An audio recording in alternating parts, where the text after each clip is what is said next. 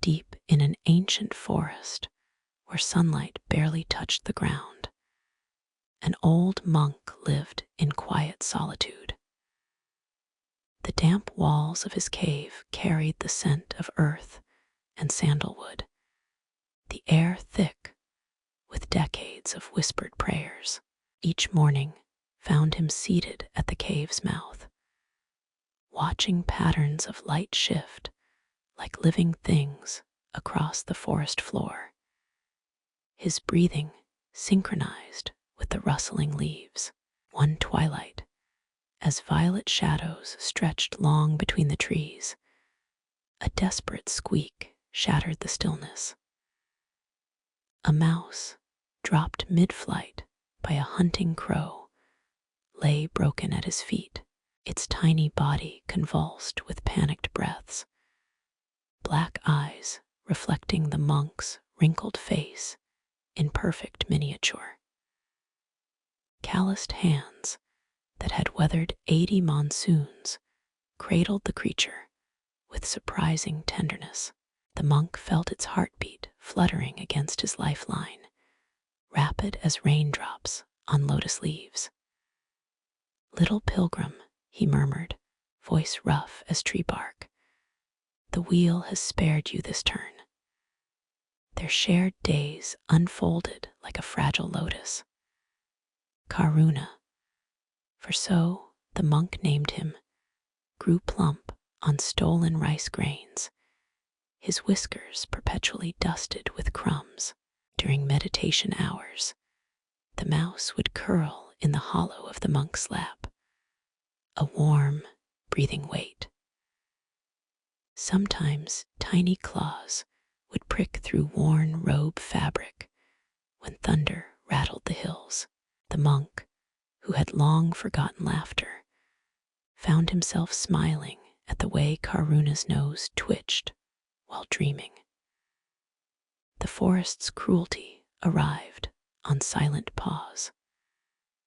A striped wildcat materialized at clearing's edge, pupils dilating at the scent of mouse. Karuna's terror poured off him in waves. The monk smelled it sharp and sour. That night, as the mouse trembled beneath a clay bowl, ancient syllables tumbled from the monk's lips.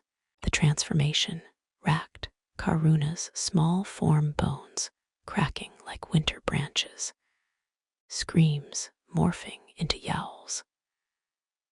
Dawn revealed an orange tabby blinking, confused amber eyes. Freedom became another kind of cage. The cat Karuna stalked through fern groves with newfound arrogance, until the day village dogs cornered him by the stream. The monk arrived to find bloody claw marks striping the mud, tufts of orange fur floating in eddies. That evening's chant lasted longer, the magic fighting against nature's order. When the howling ceased, a brindle dog stood panting where the cat had been, its ribs heaving with residual pain. Years dissolved like mist. Each transformation left deeper scars on Karuna's flesh and the monk's spirit. The magnificent tiger that eventually emerged bore no trace of the timid mouse.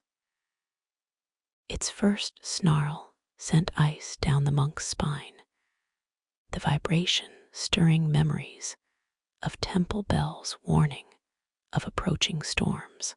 When human words first formed in that bestial throat, "Make me invincible," the monk tasted metal on his tongue. The last ritual nearly broke them both. Karuna's human screams curdled the night air as his spine realigned. At dawn, a naked man stood shaking in the cave's mouth, his unfamiliar fingers flexing. The monk reached to drape him in spare robes, but the former mouse recoiled as if burned. watching that straight-backed figure disappear down the mountain path, the old man's knees finally gave way. His prayer beads scattered across stone like fleeing insects. The knife's glint in moonlight carried its own language. The monk recognized it from another lifetime, when bandits had come to his childhood village. Karuna's eyes held that same feral calculation, though now framed by human features. In the breath before violence, the monk saw with perfect clarity. Every transformation had only magnified the original fear. His final spell came not from scriptures, but from a sob trapped in his chest. The forest keeps their secrets. Travelers sometimes report seeing an exceptionally large tiger haunting the foothills, its left ear torn in a peculiar pattern. Old women claim it approaches the monk's cave each full moon, only to turn away at the last moment. The few who have met the ancient hermit say he feeds mice with particular care, his cloudy eyes tracking their movements long after they've vanished into cracks in the stone. When asked why, he simply touches the space over his heart and whispers, "Even the smallest fear grows teeth."